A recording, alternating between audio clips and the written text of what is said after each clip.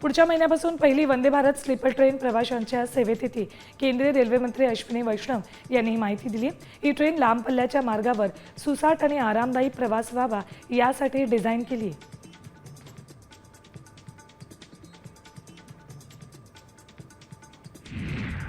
चर्चगेट ते विरार दरम्यान पश्चिम रेल्वेनं 14 ठिकाणी लोकलच्या वेग मर्यादा शिथिल केल्यात।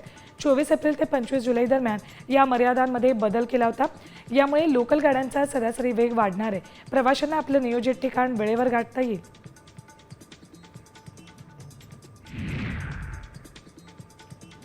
मुंबईमध्ये गणेशोत्सवासाठी एसटी महामंडळ सज्ज झाले।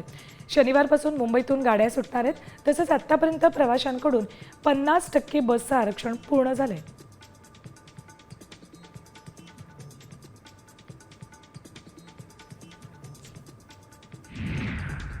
येत्या सणांच्या काळात तेलाची मागणी वाढणार आहे। चालू वर्षात आतापर्यंत भारताची खाद्यतेल आयात कमी झाली। पाम तेल आणि सूर्यफूल तेलाची आयातही कमी होती।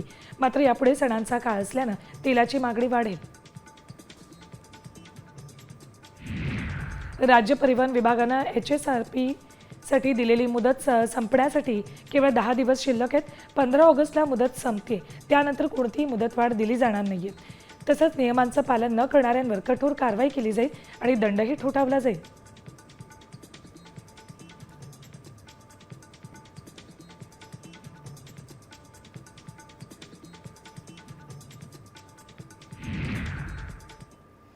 आता isakal.com आहे देशातील नंबर 1 ची मराठी न्यूज वेबसाईट। प्रत्येक अपडेटसाठी isakal.com ला नक्की भेट द्या।